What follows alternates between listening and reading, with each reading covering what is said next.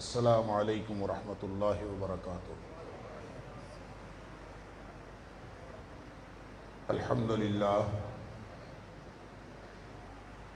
للہ وکفا وسلام علی عبادہ الذین اصطفیٰ۔ اشہد ان لا الہ الا اللہ وحدہ لا شریک لہ واشہد ان محمدا عبدہ ورسولہ صلی اللہ علیہ وآلہ وسلم۔ اللہم صلی علی محمد وعلی آل محمد کما صلیت علی ابراہیم وعلی آل ابراہیم انک حمید مجید۔ اللہم بارک علی محمد وعلی آل محمد کما بارکت علی ابراہیم وعلی آل ابراہیم انک حمید مجید۔ اما بعد، اللہ کے فضل اور اس کی توفیق اور اس کی رحمت سے آج قرآن کریم کی سماعت کا تراویح میں ایک دفعہ پھر آغاز ہوا، اور اللہ کریم نے ہمیں یہ ایک موقع اور عنایت فرمایا۔ یہ اس کی رحمت ہے کہ اس نے ہمیں زندگی بھی بخشی اور توفیق بھی بخشی۔ اللہ تعالیٰ قاری صاحب کی طرف سے سنانا اور ہم سب کی طرف سے سننا قبول فرمائے، اور تمام مسلمان جہاں جہاں قرآن حکیم پڑھ اور سن رہے ہیں، اللہ تعالیٰ سب کی طرف سے قبول فرمائے۔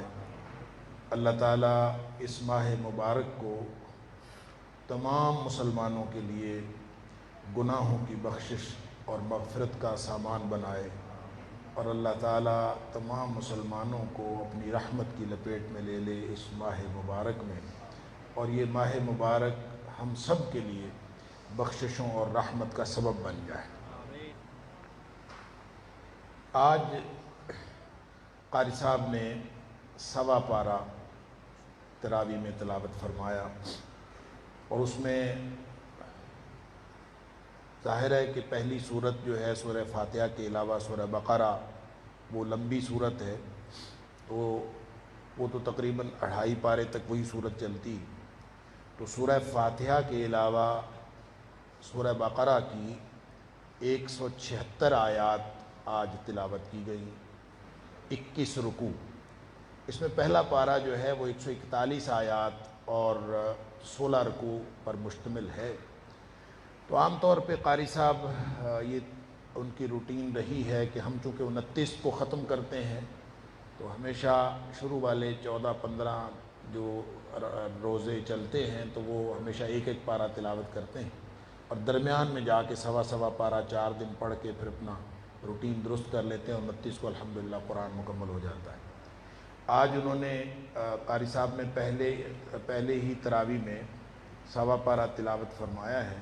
اس کا مطلب یہ ہے کہ پہلے 4 دنوں میں انشاءاللہ یہ ایک پارہ کور ہو جائے گا، اور پھر اس کے بعد 29 رمضان تک اللہ تعالیٰ ہم سب کو زندگی اور توفیق بخشے، تو یہ ایک ایک پارہ چلتا رہے۔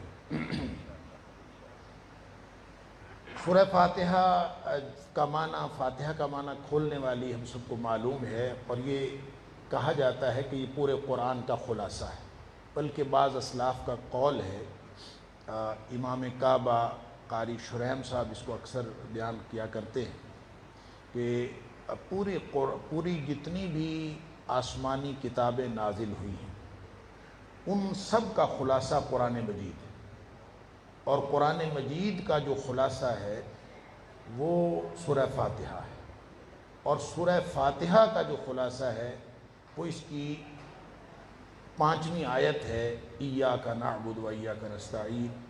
گویا یہ عہد ہے اللہ کے ساتھ کہ اللہ ہم صرف تیری ہی بندگی کرتے ہیں اور تجھ سے ہی مدد مانگتے ہیں، اور یہ پوری کی پوری صرف قرآن کی تعلیمات کا خلاصہ نہیں ہے بلکہ تمام الہامی تعلیمات کا خلاصہ ہے، اور وہ بھی سورہ فاتحہ کے اندر شامل ہے۔ سورہ فاتحہ کے بارے میں بہت دفعہ یہ بات پہلے بھی میں ہمیشہ کرتا ہوں کہ یہ دعا بھی ہے، اور یہ طریقہ دعا کی تعلیم بھی ہے، یعنی اس میں دعا کا طریقہ بھی سکھایا گیا ہے کہ دعا جب مانگنی ہو اللہ سے تو کیسے مانگتے ہیں۔ پہلی 4 آیات جو ہیں وہ آداب دعا ہے، یعنی جب بھی اللہ سے دعا مانگنی ہو تو اس کی تعریف کریں، ربوبیت کی آیات پڑھیں، الحمدللہ رب العالمین الرحمن الرحیم مالک یوم الدین، اللہ کے بارے میں اور بسم اللہ الرحمن الرحیم یعنی جو بھی بات آپ کرتے ہیں اللہ کی تعریف میں کیے جاتے ہیں، تو اللہ کی تعریف کی جتنی آیات، اگر اس کے علاوہ بھی قرآن حکیم سے جتنی ربوبیت کی آیات یاد ہوں وہ ساری کی ساری آیات پڑھ لیں۔ ہم نے جتنے بھی مستجاب الدعوات قسم کے اکابر کو دیکھا ہے وہ ہمیشہ دعا مانگتے وقت، یعنی ایسے لوگ جن کو لوگوں میں مشہور تھا کہ مستجاب الدعوات ہے اور اس کی دعا کبھی رد نہیں ہوتی اور لوگ اس سے دعائیں جا کے کرواتے تھے، تو ان کی دعاؤں کا طریقہ ہمیشہ یہ ہوتا تھا کہ وہ ربوبیت کی آیات پڑھتے جاتے تھے، گویا یہ دعا کا ادب ہے اور اس سے اللہ کی رحمت جو ہے متوجہ ہوتی ہے، اور جب اللہ کی رحمت کی کو انسان اپنی طرف متوجہ کر لیتا ہے تو پھر جو مرضی مانگتے جائے۔ تو یہ آداب دعا ہیں، اور پھر جو 5ویں آیت ہے یہ استحقاق دعا ہے کہ اللہ میرا استحقاق کیوں ہے، میں کیوں مانگنا چاہتا ہوں؟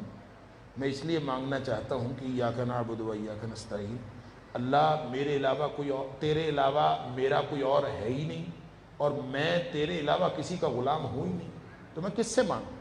ایاک نعبد، اللہ تیری ہی صرف ہم بندگی کرتے ہیں اور تجھ سے ہی مانگتے ہیں، تو ظاہر ہے پھر تجھ سے ہی مانگنا، یہ میرا استحقاق ہے۔ اللہ اکبر۔ اس لیے جو نبی کریم صلی اللہ علیہ وسلم نے حدیث قدسی میں فرمایا کہ اللہ کریم نماز کا جواب دیتا ہے، بلکہ اللہ فرماتا ہے کہ میں نے نماز کو تقسیم کر لیا ہے آدھا آدھا، آدھی نماز میرا بندہ پڑھتا ہے، آدھی نماز میں پڑھتا ہوں، اور میں نے نصف نصف تقسیم کر لیا۔ فرمایا یہ حدیث قدسی ہے کہ میں نے تقسیم کر لیا ہے آدھی آدھی، لیکن جب قسمت الصلاۃ بینی و بین عبدی نصفین، میں نے آدھا آدھا تقسیم کر لیا، لیکن جب اس کی تفصیل نبی کریم صلی اللہ علیہ وسلم بیان فرمائی تو صرف سورہ فاتحہ کی تفصیل بیان فرمائی، نتیجہ یہ نکلا کہ سورہ فاتحہ ہی نماز ہے، اس کا نام ہی نماز ہے۔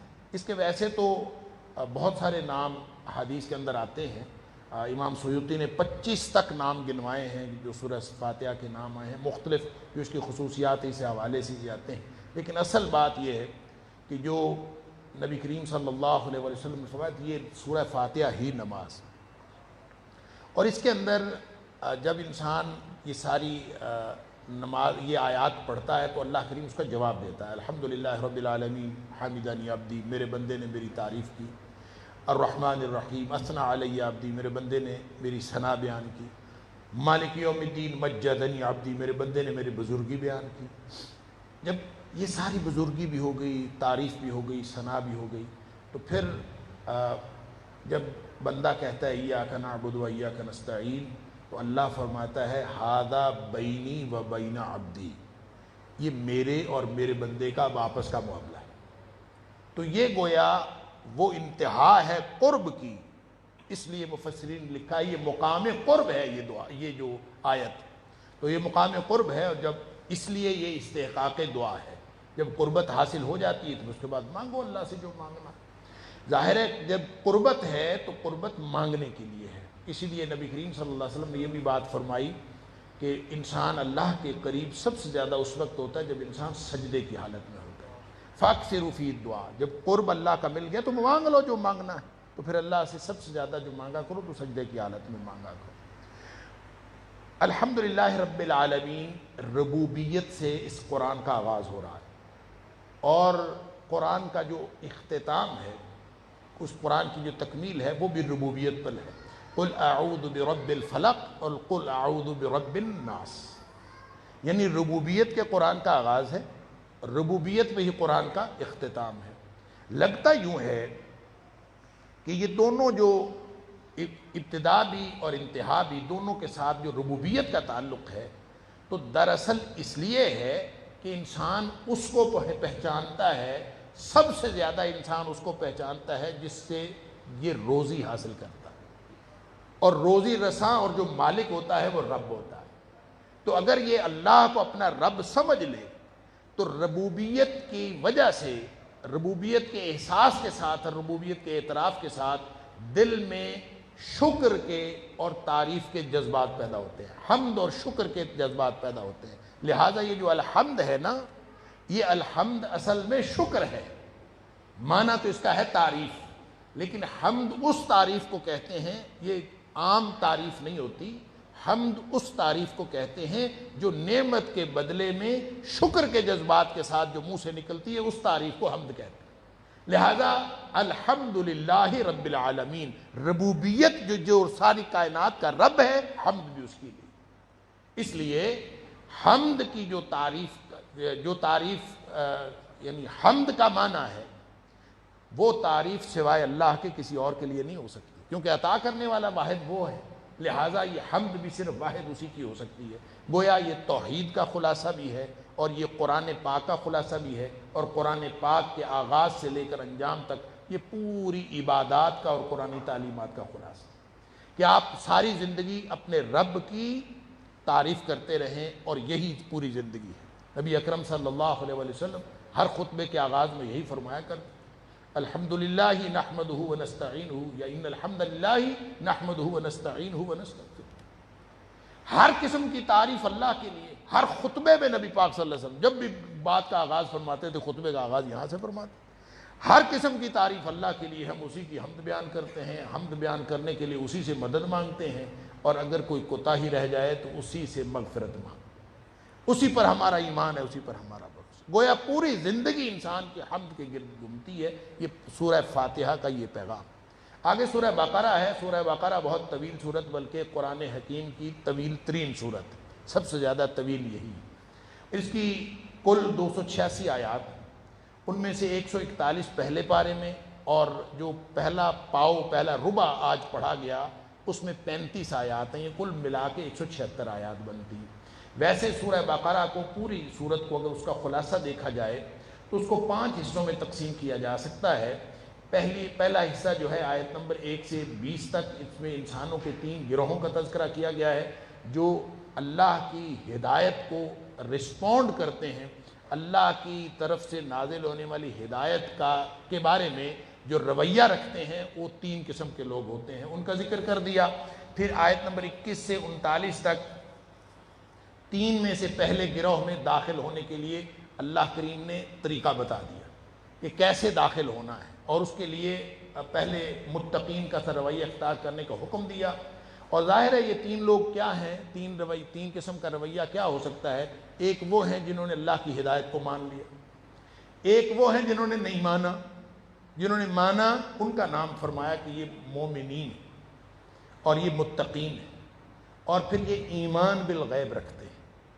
ایمان بالغیب کا مطلب یہ ہے، الذین یؤمنون بالغیب کا معنی یہ ہے کہ ماننے کا جو اصل حوالہ ہے نا، وہ اللہ اور اس کے رسول صلی اللہ علیہ وسلم پر ایمان ہے۔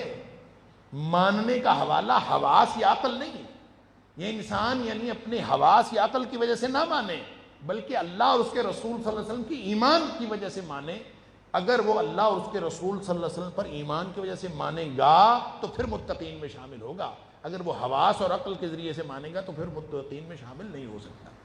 اور یہ پورا یعنی تیسرا گروہ وہ ہے جنہوں نے کہا یہ کہ ہم نے مانا ہے، حقیقت میں نہیں مانا۔ یہ گروہ وہ ہے جن کو کہا گیا منافقین، اور یہ منافقین جو ہے ان المنافقین فی الدرک الاسفل من النار، یہ آگ کے سب سے نچلے درجے میں ہوں گے۔ اللہ اکبر۔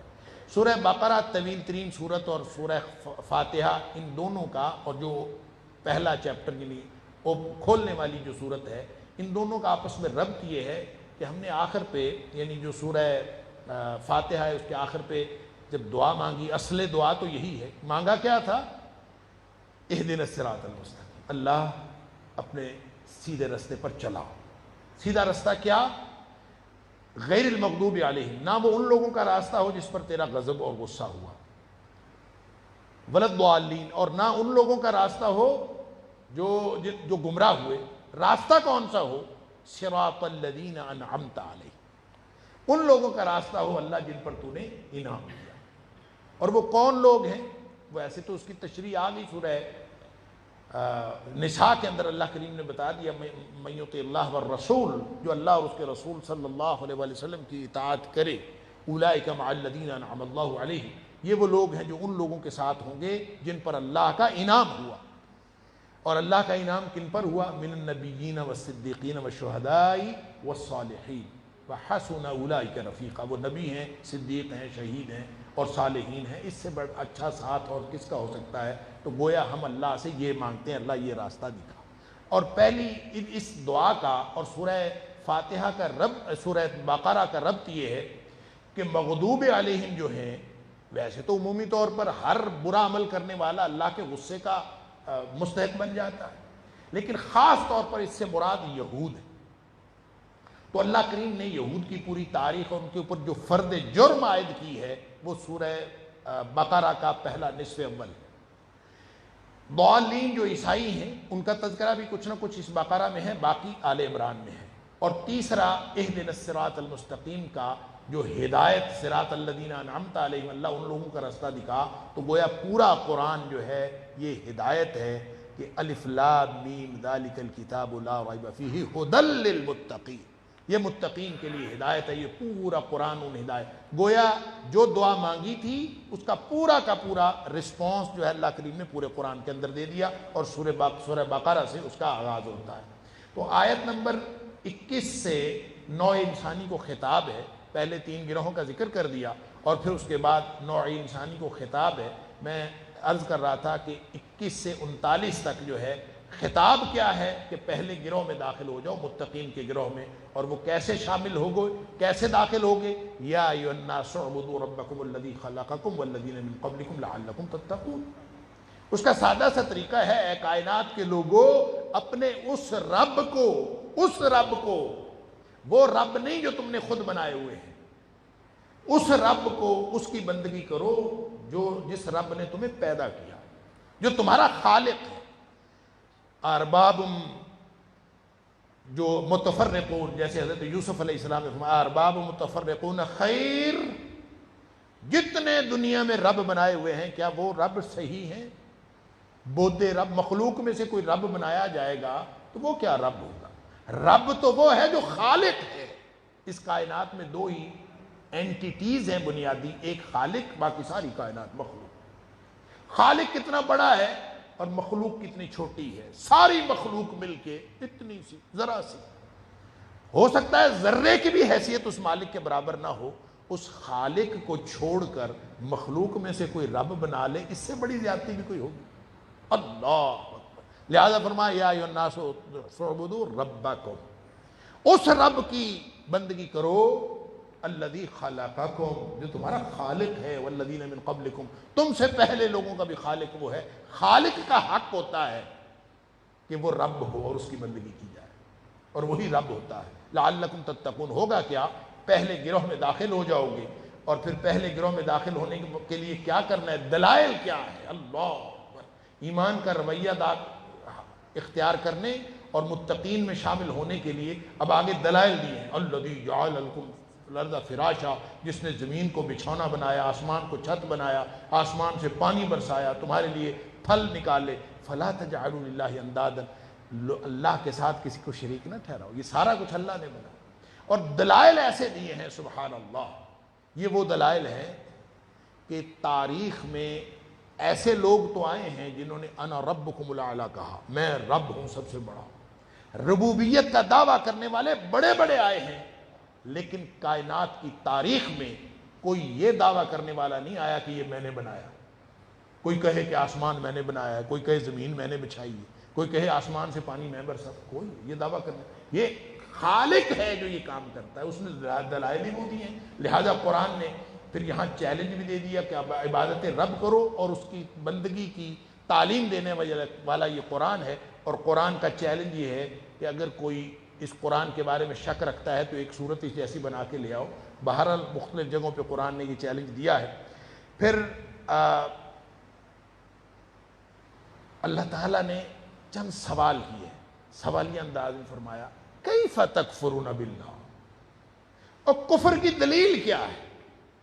اللہ کو نہ ماننے کی دلیل تمہارے پاس کیا ہے؟ اس نے پیدا کیا، وَكُنْتُمْ أَمْوَاتًا، تم مردے تھے، فَأَحْيَاكُمْ، اس نے تمہیں زندگی بخشی، اس کو نہیں مانتے تم، جس کی وجہ سے تم یہاں زندہ پھرتے ہو، جس کی وجہ سے تمہارے پاس شعور ہے، جس کی عطا کردہ تمہارے پاس بصیرت و بصارت ہے، جس نے تمہیں زندگی بخشی ہے، جس کے حکم سے سانس اندر جاتی ہے، جس کے حکم سے سانس باہر آتی ہے، کیف تکفرون باللہ، اس اللہ کا انکار کر کیسے لیتے ہو؟ یہ کیسے تم کر لیتے ہو؟ کیف تکفرون باللہ، اللہ اکبر۔ وکنتم اموات، تم مردے تھے، تم تو تھے ہی نہیں، فاحیاکم، اس نے تو زندگی بخشی، ثم یمیتکم ثم یحییکم، پھر مارے گا ایک دفعہ، پھر زندگی عطا کرے گا، ثم الیہ ترجعون، پھر اس کی طرف تم جاؤ گے۔ پھر تمام جو زمین کی نعمتیں ہیں ساری اس نے تمہارے لیے بنائی ہیں، هو الذی خلق لکم ما فی الارض جمیعا، اللہ اکبر، زمین کی ساری نعمتیں اللہ نے انسان کے لیے پیدا کی ہیں۔ پھر فرمایا کہ یہ جو آدم علیہ السلام کی تخلیق ہے، پھر جنت کا ذکر فرمایا اور خلافت ارضی عطا کے دی، اذ قال ربک للملائکۃ انی جاعل فی الارض خلیفہ، میں زمین میں ایک خلیفہ بنانے والا ہوں، فرشتوں کو کہا۔ اب یہ جو خلیفہ کیا ہے اس کے اوپر بڑی لمبی بحث ہے، لوگوں نے خلافت پورا ادارہ اور خلافت اعلیٰ منہاج النبوہ نبی کریم صلی اللہ علیہ وسلم کے بعد پھر آج تک قیام خلافت اور مختلف طرح کے تصورات موجود ہیں۔ سن لیجئے، اس خلافت کو لوگوں نے ترجمہ کیا ہے خلیفہ کا نائب۔ نائب اس کا ہوتا ہے جب وہ اصل کی غیر موجودگی میں اس کے اختیارات استعمال کرتا۔ تو کوئی جگہ ہے جہاں اللہ موجود نہ ہو، لہٰذا اللہ کا نائب نہیں ہو سکتا۔ یہ خلیفت اللہ فی الارض ہے انسان، اور اول مصداق نبی اکرم صلی اللہ علیہ وسلم خلیفہ ہے، لیکن خلیفہ کا معنی ہے اس کے پیچھے چلنے والا، جو اللہ نے حکم دیا وہ کر گزرے۔ اللہ نے نبی کریم صلی اللہ علیہ وسلم جو حکم دیا پوری زندگی، اللہ اکبر، وما ينطق عن الهوى ان هو الا وحی یوحى، نبی کریم صلی اللہ علیہ وسلم اپنی مرضی سے تو کچھ کرتے ہی نہیں تھے، جو اوپر سے حکم آتا تھا وہ کرتے جاتے۔ لہٰذا یہ ہے معنی خلیفہ کا کہ جو نبی کریم صلی اللہ علیہ وسلم نے اللہ کی بندگی کا حق ادا کر۔ نبی کریم صلی اللہ علیہ وسلم جس طرح کا نظام قائم کیا اللہ کی بندگی کا، آگے جو 4 خلفائے راشدین ہیں انہوں نے نبی کریم صلی اللہ علیہ وسلم کے اس طریقے کے اوپر نظام قائم کیا، لہٰذا وہ بعد میں آنے والے ہیں، اس لیے وہ خلیفہ ہے۔ خلیفہ کا معنی بعد میں آنے والا بھی ہے، خلیفہ کا مطلب پیچھے چلنے والا بھی ہے، لہٰذا وہ خلیفۃ الرسول تھے، اس کو ہم خلافت راشدہ کہتے ہیں۔ اس طریقے پر جو شخص بھی حکومت قائم کرے گا اس کو آپ خلافت کہہ لیں، اس لیے کہ وہ اعلیٰ منہاج النبوہ ہوگی، وہ طریقہ ایک ہی ہے، زمین پر نظام قائم کرنے والا، اللہ کے بندوں کو اللہ سے جوڑنے والی ایک ہی ہستی ہے، اور وہ ہے نبی کریم صلی اللہ علیہ وسلم۔ لہذا نظام جب بھی قائم ہوگا انہی کے مطابق۔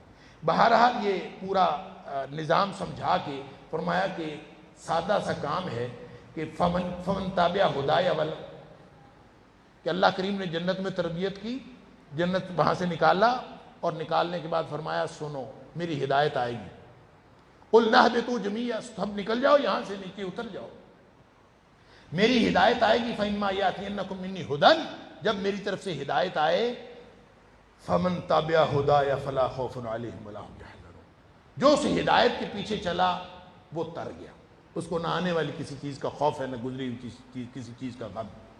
وَالَّذِينَ كَفَرُوا كَذَّبُوا بِآيَاتِنَا، اور جنہوں نے نہیں مانا اور ہماری آیات کو جھٹلایا، اولئک اصحاب النار هم فیہا خالدون، وہ جہنم میں جائیں گے، ہمیشہ اس میں رہیں گے۔ اللہ، یہ سادہ سی بات ہے، 2 راستے ہیں، جنت لینی ہے جہنم لینی ہے، ہر شخص کا اپنا عمل ہے۔ اللہ، نبی کریم صلی اللہ علیہ وسلم فرماتے حجبت النار بالشہوات وحجبت الجنت بالمکارہ، ہے جنت بھی سیدھی ایک گھر اور جہنم بھی سیدھا ایک گھر، اور 2 ہی گھر ہیں۔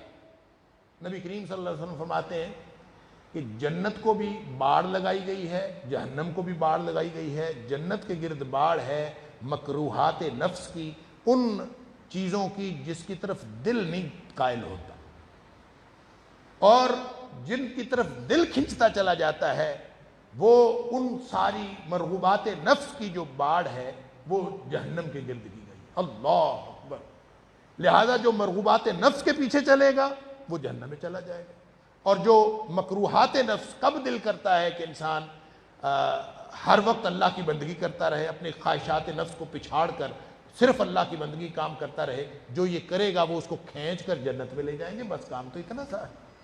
حدیث میں بڑی تفصیل آئی ہے اس کی، ترمذی شریف کی حدیث ہے، مسند احمد کے اندر بھی موجود ہے، پہلے بھی آپ نے سن رکھی ہوگی، میں صرف عرض کر دیتا ہوں، یہ سادہ سے 2 راستے یہ کس قدر کٹھن ہو جاتے ہیں انسان کے عمل کی وجہ سے۔ اللہ اکبر۔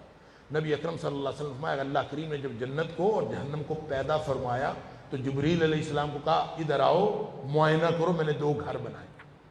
اللہ اکبر۔ اب معائنہ کرنا تھا بنا کے، اس کا مطلب پتہ کیا ہے؟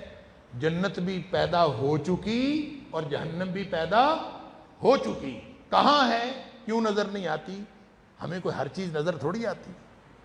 ایمان اسی چیز کا نام ہے۔ کہاں ہے اللہ جانتا ہے۔ جنت بلندیوں کا استعارہ ہے، جہنم پستیوں کا اور گہرائیوں کا استعارہ۔ اللہ، یہ اللہ جانے کہ وہ کہاں ہے اور کس طرح، لیکن جبریل کو بھیجا۔ نبی کریم صلی اللہ علیہ وسلم فرماتے ہیں فارسل جبریل کو بھیجا، قال انظر الیہا، جا کے دیکھو، الی ما اعددت لاہلھا فیہا، جا کے جنت کا معائنہ کرو اور دیکھو کہ میں نے کس طرح کی چیزیں ان لوگوں کے لیے تیار کی۔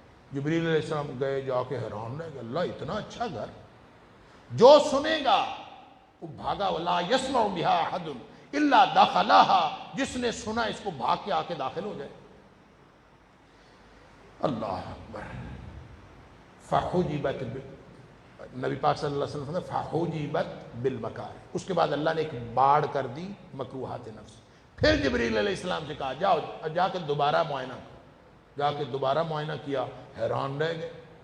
پہلے کہا تھا جس نے سنا بھاگ کے آ کے داخل ہو جائے گا، اب جب مکارہ کی باڑ ہو گئی تو اب جبریل علیہ السلام نے دیکھا تو حیران ہو گئے، اللہ اب کوئی قسمت والا ہی جنت میں داخل۔ کوئی آسان ہے؟ سستی ہے جنت، محنت لگتی ہے پوری زندگی سے۔ اللہ اکبر۔ لوگ آسان سمجھتے ہیں مسلمان ہونا، اللہ اکبر، یہ کوئی آسان بات نہیں ہے، پوری زندگی لگانی پڑتی ہے اور اللہ کے لیے جینا اور اللہ کے لیے مرنا پڑتا ہے۔ ان صلاتی و نسکی و محیای و مماتی للہ رب العالمین، یہ موٹو بنا کے زندگی گزارنی پڑتی ہے، پھر جنت ملتی ہے، ایسے نہیں ملتی۔ حیران رہ گئے، اللہ کوئی مقدر والا ہی جنت میں۔ پھر اللہ نے فرمایا جا کے جہنم دیکھ، اور جہنم والوں کے لیے میں نے کیا دیکھا، حیران رہ گئے۔ بلکہ حدیث میں آتا ہے کہ فَإِذَا هِيَ يَرْكَبُ بَعْضُهَا بَعْضًا، اللہ، جا کے جہنم دیکھی تو اس قدر جبریل علیہ السلام حیران رہے کہ جہنم کا ایک حصہ دوسرے کو کھا رہا تھا، آپس میں جہنم ایک دوسرے کو کھائے جا رہے، اس قدر غضب اور اس قدر عذاب۔ حیران رہ گئے۔ اللہ، جس کسی کے کان میں یہ بات پڑ گئی کہ تو نے ایسا گھر بنایا، کسی نے نہیں آنا، کوئی داخل نہیں ہوگا۔ پھر اللہ نے اس کے گرد ایک باڑ کی، فحفت بالشہوات، نبی پاک صلی اللہ علیہ وسلم مرغوبات نفس، جو دل چاہتا ہے اس کی باڑ اللہ کریم نے اس کی گرد کر دی۔ لہٰذا اب کیا ہوگا؟ اب جو شخص مرغوبات نفس، میرا دل جو چاہتا ہے، جو اس کے پیچھے جائے گا، اس کو جہنم کے لیے محنت نہیں کرنی پڑی، یہ مرغوبات نفس کو خود کھینچ کے جہنم میں لے جاتا ہے۔ اب ساری زندگی آپ نے اپنے نفس سے لڑنا ہے، جو نفس سے لڑتا ہوا، اس کی بات نہیں ماننی، میں نے اللہ کی بات ماننی ہے، جو اس طرح زندگی گزار کے چلا گیا وہ اس کو جنت ملے گی، اور جو اپنے من مرضی کی زندگی گزار کے چلا گیا اس کو جہنم۔ یہی تو سادہ سا اصول۔ اللہ تعالی ہم سب کو وہ کام کرنے کی توفیق عطا فرمائے جو اللہ کی مرضی کے ہیں، ہماری مرضی کے نہیں، اللہ کی مرضی سے زندگی گزارنے کی توفیق عطا فرمائے۔ آیت نمبر 40 سے آیت نمبر 141 تک، یعنی اس پارے کے اختتام تک فرد جرم عائد کی ہے، یہود کی پوری تاریخ ہے۔ یہود ایک نسلاً جو ہے حضرت ابراہیم علیہ السلام کی نسل میں سے ایک گروہ تھا۔ آپ یوں کہہ لیجئے کہ حضرت ابراہیم علیہ السلام، ان کے 2 بیٹے حضرت اسحاق علیہ السلام اور حضرت اسماعیل علیہ السلام، حضرت اسماعیل علیہ السلام کی اولاد میں سے ایک ہی نبی آئے ہیں اور وہ ہیں نبی اکرم محمد کریم صلی اللہ علیہ وسلم۔ لیکن حضرت اسحاق علیہ السلام کی اولاد میں سے بہت سے نبی آئے، سینکڑوں آئے ہیں کہ ہزاروں آئے ہیں، یہ اللہ جانتا ہے۔ وہ سارے بنی اسرائیل کہلاتے ہیں، کیوں کہ حضرت اسحاق کے بیٹے حضرت یعقوب علیہ السلام، اور یعقوب علیہ السلام کا لقب تھا اسرائیل، اور ان کی آگے یعقوب علیہ السلام کے بیٹے یوسف علیہ السلام، وہ بھی نبی، پھر آگے ان کا پورا سلسلہ چلا ہے، اور جتنے بنی اسرائیل کے انبیاء ہیں وہ سارے کے سارے بھی ابراہیم علیہ السلام کے اولاد ہیں، لیکن ان کے بیٹے اسحاق علیہ السلام کے اولاد، حضرت عیسیٰ علیہ السلام تک یہی سلسلہ چلا۔ پھر ان کو پتا تھا کہ ایک آخری نبی آنا ہے۔ یہود اپنے پرانے جو تورات کے اندر بھی اور انجیل کے اندر بھی جتنے نبی پاک صلی اللہ علیہ وسلم کی آمد کی جو بشارتیں تھیں، اس کے مطابق یہ جانتے تھے کہ ایک نبی آنے والا ہے اور اس کا جو دار الحجرہ ہوگا وہ یثرب ہوگا، لہٰذا انہوں نے یثرب کے ارد گرد آ کے بستیاں بنا لی تھیں اور انتظار کرتے رہتے تھے کہ جو بھی آئے گا ہم آخری نبی کے پیروکار بنیں گے، ہم اس کے ساتھ۔ لیکن ان کو اس وقت تکلیف ہوئی جب نبی کریم صلی اللہ علیہ وسلم بنی اسرائیل میں آنے کی بجائے بنی اسماعیل میں آ گئے، لہٰذا یہ واحد بغیم بینہم، اللہ تعالیٰ فرماتا ہے کہ کوئی اور تکلیف نہیں تھی، ان کو صرف ایک ہی تکلیف تھی، اور یہ تھی کہ یہ ہمارے بنی اسرائیل میں کیوں نہیں آیا، یہ بنی اسماعیل میں کیوں آیا۔ اس تکلیف کی وجہ سے انہوں نے نبی کریم صلی اللہ علیہ وسلم کو نہیں مانا۔ پھر اللہ کریم نے پوری ان کی ایک اللہ تعالیٰ فرماتا ہے کہ میں نے تم وعدہ پورا کرو، اوفو بعہدی اوفی بعہدکم، تم اپنا وعدہ پورا کرو، میں اپنا وعدہ پورا کروں گا۔ اور پھر اللہ کریم نے پورے ان کی جو یعنی فرد جرم جو کہتے ہیں نا کہ ان کے اوپر جتنے انعامات کیے تھے وہ بھی گنوا دیے، اور جتنی ان کو فضیلتیں دی تھی وہ بھی گنوا دی، اور ان کے جرائم بھی گنوا دیے کہ یہ تمہارے جرائم ہیں۔ اور مفسرین نے لکھا ہے کہ 10 قسم کی فضیلتیں بنی اسرائیل کی کہ اللہ کریم نے یہاں پہ گنوائی ہیں، اور 10 احکامات تھے، اور 10 ہی ان کی نافرمانیاں اور 10 ہی سزاؤں کا ذکر ہے کہ ان کے اندر جو ان کو سزائیں ملی۔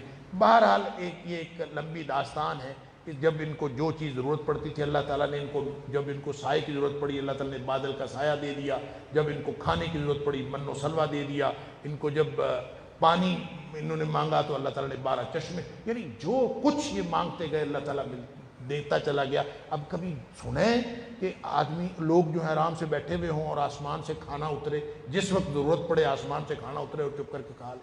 تو ایسی بدبخت قوم ہے، کہتے ہیں ہم نے من و سلوہ نہیں کھانا، ہم نے سبزیاں کھانی۔ یعنی اندازہ کریں حماقت کی بھی انتہا ہے کہ جناب ہم نے یہ نہیں کھانی، وَإِذْ قُلْتُمْ يَا مُوسَىٰ لَن نَّصْبِرَ عَلَىٰ طَعَامٍ وَاحِدٍ، یہ ایک ہی قسم کا کھانا کھا کھا کے اک گئے، ہم نے تو خود اگانی ہے سبزیاں، اور وہی من بقلها وقثائها وفومها وعدسها وبصلها۔ اللہ، تو یہ ان کی جو حرکتیں اور نافرمانیاں تھیں وہ ساری کی ساری اللہ تعالیٰ نے یہاں گنوائی ہیں۔ اور پھر یہاں ایک واقعہ ہے ان کے واقعات میں سے، ذبح بقر کا واقعہ۔ بنی اسرائیل میں کوئی آدمی قتل ہو گیا تھا کسی جائیداد کے جھگڑے میں، کسی شخص نے اپنے چچا یا اپنے ماموں کو خود ہی قتل کیا اور اپنے کسی دشمن کے سامنے گھر کے سامنے جا کے اس کی لاش رکھ دی۔ اب پتہ ہی نہیں چلے کس نے قتل کیا ہے، کہ قتل اس نے اپنے کیا تھا جائیداد کے چکر میں، لاش کسی اور کے دروازے پہ پھینک دی۔ اب حضرت موسیٰ علیہ السلام کو اللہ تعالیٰ نے حکم دیا کہ ایسے کرو کہ کوئی گائے ذبح کرو اور گائے کی ایک بوٹی اس کو مارو، تو یہ شخص زندہ ہو کے بتائے گا میرا قاتل کون۔ اب بات تو اتنی سی تھی، حضرت موسیٰ علیہ السلام نے ان کو کہا گائے ذبح کرو۔ اب جنہوں نے حکم ماننا ہوتا ہے نا، وہ ان کے لیے اللہ آسانیاں پیدا کر دیتا ہے، اور جو لوگ حکم نہیں مانتے آگے سے چونکہ چنانچہ سوالات شروع کر دیتے ہیں، ان کے لیے اللہ تعالیٰ مشکلات پیدا فرماتا ہے۔ لہٰذا انہوں نے آگے سے، پہلے تو بھئی مسئلہ قتل کا تھا اور قتل کا جھگڑا پڑا ہوا ہے، حضرت موسیٰ علیہ السلام نے فرمایا گائے ذبح کرو، تو آگے سے کہتے ہیں کہ تم مذاق تو نہیں کر رہا؟ اللہ اکبر۔ حضرت موسیٰ علیہ السلام نے فرمایا کہ اعوذ باللہ ان اکون من الجاہلین، میں اللہ کی پناہ مانگتا ہوں کہ میں جاہلوں میں سے ہوں۔ اس کا مطلب پتہ کیا ہے؟ مذاق کرنا جاہلوں کا کام۔ اللہ اکبر۔ ہمارے تو بڑے سنجیدہ لوگ اور بڑے منصب والے لوگ، ہر طرح کے لوگ مذاق کی انتہا کر دیتے ہیں۔ سورہ حجرات کے اندر اللہ کریم نے شدید طرح سے روکا ہے اور منع کیا ہے کہ اس طرح کی حرکت نہ کیا کرو، کسی کا مذاق نہ اڑایا کرو۔ اور وہاں ان تفصیلات کے علاوہ یہاں حضرت موسیٰ علیہ السلام کے منہ سے کہلوایا کہ اعوذ باللہ ان اکون من الجاہلین، جاہلوں کا کام۔ بہرحال انہوں نے گائے کے بارے میں سوالات کرنے شروع کر دیے، کیسی ہونی چاہیے، رنگ کیسا ہو، فلاں کیسا ہو، فلاں۔ اور جیسے جیسے وہ سوال کرتے گئے اللہ کریم نے اس گائے کی جو اسپیسیفیکیشن ہے وہ کلوز کرتا گیا۔ وہ اتنی کرتے کرتے کرتے کرتے ایسی ہو ایسی ہو ایسی ہو، تو کہتے ہیں کہ پھر وہ ایک ہی گائے تھی اس طرح کی، اور یہ ڈھونڈتے پھرے، اور وہ جس کی گائے تھی اس نے کہا جی میں نے تو دینی ہی نہیں۔ اور بعض مفسرین نے لکھا ہے کہ ان کو پھر اس گائے کے برابر سونا دے کر گائے لینی پڑی، اس کی قیمت دے کر لینی پڑی، حالانکہ جب پہلے کہا تھا کہ ذبح کر دو تو اس وقت اگر ذبح کر دیتے تو وہ کوئی بھی گائے ذبح کر دیتے تو وہ ہو جاتی۔ اس کا مطلب یہ ہے کہ تعمیل حکم میں جو شخص تردد کرتا ہے اور کثرت سوال کا طریقہ اختیار کرتا ہے وہ اپنی مشکلات میں اضافہ کرتا ہے۔ پھر فرمایا کہ نافرمانی، جب بھی کوئی شخص نافرمانی کرتا ہے تو اس کا پہلا اثر یہ ہوتا ہے کہ ان کا دل سخت ہو جاتا ہے۔ ثم قست قلوبکم، پھر تمہارے دل سخت ہو۔ اللہ اکبر، دل کی سختی یہ پتھر کی سختی سے بھی زیادہ ہے۔ فرمایا کہ یہ پتھروں جیسے ہو گئے، فَإِنَّ الْحِجَارَ وَأَشَدُّ قَسْوَةً، بلکہ پتھروں سے بھی زیادہ سخت ہو گئے، اس لیے کہ بعض پتھر ایسے ہیں کہ ان میں سے چشمے پھوٹ پڑتے ہیں، بعض پتھر اللہ کی یَهْبِطُ مِنْ خَشْیَةِ اللہ، اللہ کے ڈر سے، اللہ کی عظمت سے گر پڑتے ہیں پتھر۔ گویا پتھروں کے اندر بھی سینسیشن ہوتی ہے، حساسیت ان کے اندر بھی ہوتی ہے، لیکن جو پتھر دل ہو جاتا ہے اس کے اندر وہ حساسیت بھی ختم ہو جاتی ہے۔ اللہ، اور وہاں یہ ویسے بھی لعنت کی کیفیت ہے، جس شخص کا دل سخت ہو جائے یہ لعنت کی کیفیت کا نام ہے۔ سورہ مائدہ کے اندر اللہ کریم نے فرمایا کہ فَبِمَا نَقْضِهِمْ مِيثَاقَهُمْ لَعَنَّاهُمْ، ان کے وعدے توڑنے کی وجہ سے، ان کی نافرمانیوں کی وجہ سے ہم نے ان کے اوپر لعنت کی، اور ہم نے وَجْعَلْنَا قُلُوبَهُمْ قَاسِيَةً، اور ان کے ہم نے دل سخت کر دیے۔ یہ ہے پتھر دل، اسی کا تذکرہ اللہ کریم نے فرمایا۔ اللہ تعالی ہمیں قساوت قلبی سے محفوظ فرمائے۔ پھر فرمایا کہ حق کو یہ پہچانتے تھے، نبی کریم صلی اللہ علیہ وسلم کو پہچانتے تھے، اور اس کے باوجود یہ انکار کرتے تھے۔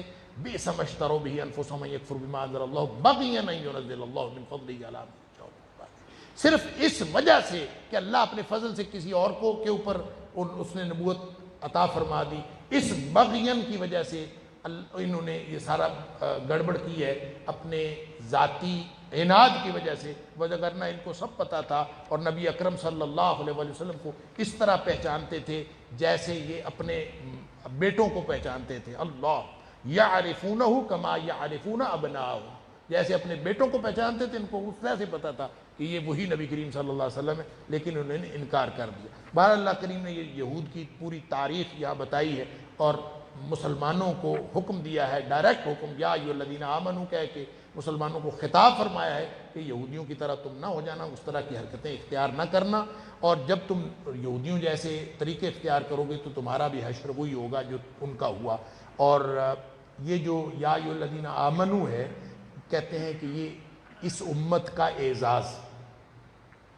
حضرت عبداللہ بن مسعود رضی اللہ تعالیٰ عنہ فرماتے ہیں کہ اس سے پہلے، اور ظاہر ہے کہ اس سے پہلے کسی بھی امت کو ڈائریکٹ خطاب نہیں کیا گیا، اللہ کریم نبی کو خطاب کرتا تھا اور نبی کو کہتا تھا کہ اپنی امت کو یہ کہہ دو، اپنی امت کو یہ کہہ دو، اپنی امت کو یہ کہہ دو۔ یہ صرف نبی اکرم صلی اللہ علیہ وسلم کی یہ امت ہے، ان کو اعزاز حاصل ہے کہ اللہ کریم ڈائریکٹ خطاب فرماتا ہے یا ایھا الذین آمنوا۔ اللہ کہتے ہیں قرآن پورے میں کم و بیش یہ 88 یا 89 دفعہ یہ قرآن حکیم میں آیا، لیکن اس میں سے 11 دفعہ صرف سورہ بقرہ میں یا ایھا الذین آمنوا۔ عبداللہ بن مسعود رضی اللہ تعالیٰ فرماتے ہیں کہ جب یا ایھا الذین آمنوا کی آیت آیا کرے نا تمہارے سامنے، تو سیدھے ہو کے الرٹ ہو کے بیٹھ جایا کرو کہ کائنات کا خالق و مالک عرش سے تمہیں پکار رہا ہے، ڈائریکٹ خطاب کر رہا ہے، اور تم اسی وقت فوراً جیسے کوئی بڑا پکارتا ہے اور بڑا کہتا ہے، ابا جی بلاتے ہیں یا بڑا کو بلاتا ہے تو آدمی کو فوراً الرٹ ہو کے جانا چاہیے، تو کائنات کا خالق و مالک بلا رہا ہے، اس سے بڑا اعزاز کیا ہو سکتا ہے؟ اللہ اکبر۔ اور پوری تاریخ بتا کے یہود و نصارہ دعویٰ کرتے تھے کہ ہم ملت ابراہیمی کے پیروکار ہیں، ان کو بتایا ملت ابراہیمی یہ نہیں ہوتی۔ وہ کہتے تھے ابراہیم علیہ السلام جو ہیں وہ یہودی تھے اور یا عیسائی تھے، اور کہتے تھے کونوا ھودا او نصارا تہتدوا، تم یہودی بن جاؤ یا عیسائی بن جاؤ تم ہدایت پا جاؤ گے۔ اللہ تعالیٰ نے فرمایا نہیں، ملت ابراہیمی کے اصل پیروکار جو ہیں وہ نبی اکرم صلی اللہ علیہ وسلم کے ساتھ تھی، لہٰذا ایمان وہ نہیں لائے گا جو یہودی اور عیسائی جانا ہے، وہ پوچھا جانا ہے جو اللہ نے قرآن میں اور جو اللہ نے نبی پاک صلی اللہ علیہ وسلم کے ذریعے سے ہمیں حکم دیا۔ جو دوسرا پارہ ہے جہاں سے شروع ہوتا ہے، یہاں تحویل قبلہ کا واقعہ ہے۔ نبی اکرم صلی اللہ علیہ وسلم اصل میں چونکہ پورا یہود کی تاریخ چل رہی ہے، نصف اول آپ کہہ لیجئے تقریباً جو اس صورت کا ہے وہ یہودیوں کی تاریخ ہے، اور نصف آخر پہ مسلمانوں کو حکم ہے کہ ایک پاکیزہ معاشرے کی تشکیل کے لیے تمہیں کیا کرنا ہے، وہ سارے احکام۔ اور اس میں اس کی ابتدا جو ہے وہ تحویل قبلہ کے واقعے سے ہوتی ہے کہ تحویل قبلہ کا واقعہ یہ تھا کہ جب نبی پاک صلی اللہ علیہ وسلم مدینہ منورہ تشریف لے گئے تو اس وقت تک مسلمان جو ہیں وہ بیت المقدس کی طرف منہ کر کے نمازیں پڑھتے تھے. نبی پاک صلی اللہ علیہ وسلم کو پہلے سے بھی معلوم تھا اور دل بھی کرتا تھا، اپنی ذاتی نبی پاک صلی اللہ علیہ وسلم کا لگاؤ تھا کعبۃ اللہ کی طرف، اور سابقہ روایات میں بھی تھا کہ تورات میں بھی یہ تھا کہ آخری نبی کی نشانی یہ ہوگی کہ اس کا قبلہ کعبۃ اللہ ہو. لیکن ابھی تک نمازیں جو ہے بیت المقدس کی طرف منہ کر کے نماز پڑھی جا رہی تھی، لہذا نبی کریم صلی اللہ علیہ وسلم کا دل کیا کرتا تھا. اللہ فرماتا ہے قد نرى تقلب وجهك في السماء فلنولينك قبلة ترضاها. ہمیں پتہ ہے یہ تم آسمان کی طرف آپ بار بار دیکھتے ہو کہ کب حکم آتا ہے. اللہ تمہارا آسمان کی طرف چہرہ دیکھ کرنا یہ ہم نے دیکھ لیا، تو ہم ان قریب اس کی طرف پھیر دیں گے جو آپ کو پسند. تو 14-16 مہینے کے بعد اللہ کی طرف سے حکم آ گیا کہ سارے قبلہ اپنا تبدیل کر لو. نبی پاک صلی اللہ علیہ وسلم نماز پڑھ رہے تھے، حکم آ گیا. نماز سے پہلے حکم آیا یا نماز کے بعد حکم آیا؟ آپ نے ظہر کی نماز جو ہے وہ بیت المقدس کی طرف منہ کر کے پڑھی، عصر کی نماز آپ نے کعبۃ اللہ کی طرف منہ کر کے پڑھی. ابھی تک ساری جگہوں پہ اطلاع نہیں ملی تھی. تو ایک مسجد میں نماز ہو رہی تھی عصر کی، ایک آدمی وہاں پڑھ کے آیا تھا. اس نے آ کے اس نے دور سے چیخا اور اس نے آواز لگائی، اس نے کہا اللہ کی قسم میں نبی کریم صلی اللہ علیہ وسلم کے پیچھے نماز پڑھ کے آیا ہوں. نبی پاک صلی اللہ علیہ وسلم نے کعبۃ اللہ کی طرف منہ کر کے نماز پڑھی. اللہ اندازہ کیجئے ان کے نبی کریم صلی اللہ علیہ وسلم کے حکم پر عمل کرنے کی کیفیت اور ان کے ایمان کا. اس نے قسم اٹھائی میں نبی پاک صلی اللہ علیہ وسلم، نماز ہو رہی ہے اور نماز کے دوران امام وہاں سے ادھر سے ہٹا. اب اگر مدینہ سے بیت المقدس عین شمال میں اور جو مکہ مکرمہ ہے وہ عین جنوب میں، لہذا بالکل 180 ڈگری پہ مڑنا تھا. اور وہ امام نے اس طرف سے وہ ہٹا اور ادھر آ کے اس نے اس طرف وہ نمازیوں کے اندر سے گزرتا ہوا وہ اس طرف آ گیا. نمازیوں نے اپنے سارے چہرے اسی وقت اس طرف پھیر لیے. اس مسجد کو مسجد قبلتین کہتے ہیں، اس کے دونوں طرف قبلے، کہ وہ پہلے اس طرف نماز پڑھی جا رہی تھی، آدھی نماز اس طرف پڑھی.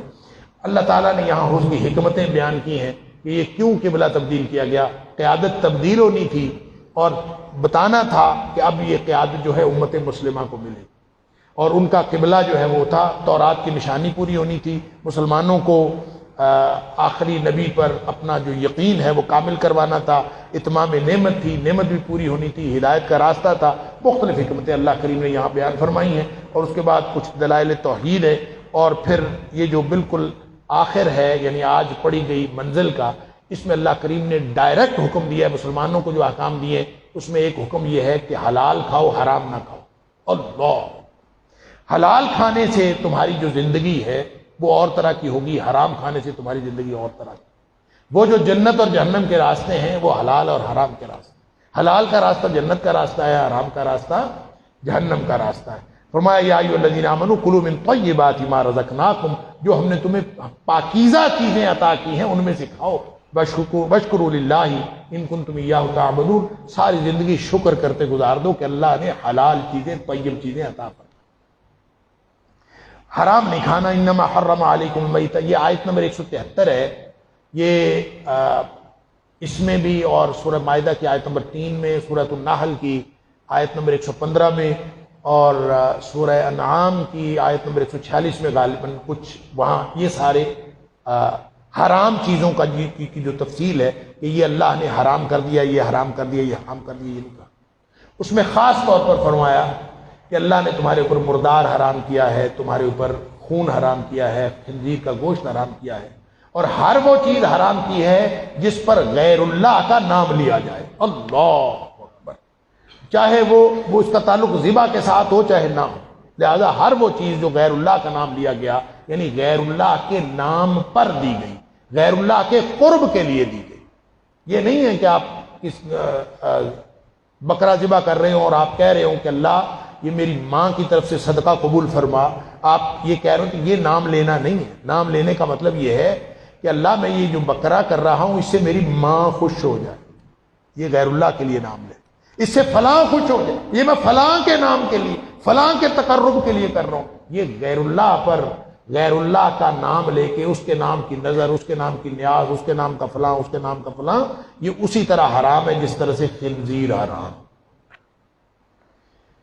فمن اضطر غیر باغ ولا عاد فلا اثم علیہ، ایک بات جو اللہ کریم نے ان آیات میں جو یہاں بھی اور یعنی سورہ بقرہ کی آیت نمبر 173 میں بھی اور سورۃ المائدہ کی آیت نمبر 3 میں، سورہ نحل کی آیت نمبر 115 میں، ہر جگہ ایک اصول بتایا۔ جب حرام چیزیں بتائیں تو ساتھ بتایا فمن اضطر غیر باغ ولا عاد فلا اثم علیہ۔ اگر کوئی شخص مجبور کر دیا جائے، مجبور ہو جائے، تو غیر باغ ولا عاد، نہ وہ دل سے باغی ہو، نہ وہ اللہ کی حدود سے آگے گزرنے والا، فلا اثم علیہ، اس پر کوئی گناہ نہیں۔ یعنی مردار حرام ہے نہیں کھانا، خون حرام ہے نہیں کھانا، خنزیر حرام ہے نہیں کھانا، غیر اللہ کے نام کا چاہے ذبح کیا گیا ہو، چاہے غیر اللہ کے نام کا دیا گیا ہو، وہ حرام ہے نہیں کھانا۔ لہذا لیکن اگر کوئی مجبور ہو جائے تو پھر وہ ان میں سے کوئی چیز کھا لے تو اس کے اوپر کوئی گناہ نہیں۔ اب اس کو کہتے ہیں اسلام کا اصول اضطرار۔ یہ اصول اضطرار جو ہے مجبوری ہے جی، یہ جو ہم بہت سارے گناہ کرتے ہیں نا، مجبوری ہے۔ یہ مجبوری اصول اضطرار تو اسلام نے دیا ہے، لیکن کون سا راستہ، کون سا موقع ہوتا ہے جب یہ اصول اضطرار اپلائی ہوتا ہے؟ سن لیجئے، اگر حلال کا ایک بھی راستہ کھلا ہو تو اسلام کا اصول اضطرار اپلائی نہیں ہوتا۔ حلال کے سارے راستے بند ہو جائیں، صرف زندگی بچانے کے لیے حرام کا راستہ کھلا ہو تو پھر وہ مجبوری ہے، پھر اصول اضطرار اپلائی ہوتا۔ یہاں لوگوں نے گروی پہ یہ مکان دیے ہوئے ہیں، لیے ہوئے ہیں، دکان نے کاروبار حرام کے، ادھر ادھر حرام کا، سود سٹا سب کچھ، یہ مجبوری، کاتی مجبوری۔ اصول اضطرار اس وقت ہے مر رہے ہو، اگر کوئی ایک بھی راستہ حلال کا کھلا ہے نا تو یہ مجبوری نہیں ہے، اور اس کے اوپر اصول اضطرار اپلائی نہیں ہوتا۔ اصول اضطرار صرف وہاں اپلائی ہوتا ہے جب حلال کے سارے راستے بند ہو جائیں اور صرف حرام کا راستہ کھلا ہو زندگی بچانے کے لیے، وگرنہ یہ اپلائی نہیں ہوتا۔ اللہ تعالیٰ مجھے اور آپ کو، ہم سب کو قرآن سمجھنے اور عمل کرنے کی توفیق عطا فرمائے۔ وآخر دعوانا الحمدللہ رب العالمین۔